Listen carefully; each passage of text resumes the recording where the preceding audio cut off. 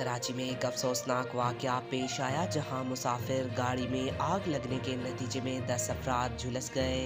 Rescue हुकाम के मुताबिक ये वाक़या कराची के भैंस कॉलोनी मोड़ पर पेश आया जहां मुसाफिर गाड़ी के सिलेंडर में अचानक आग भड़क उठी।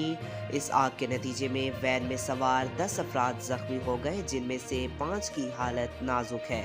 मुतासरीन में 2 खवातीन, 4 बच्चियां, 1 नौजवान और 2 मर्द शामिल हैं। तमाम अफराद टंडू मोहम्मद खान की एक ही फैमिली के अराकीन थे जो कराची जा रहे थे।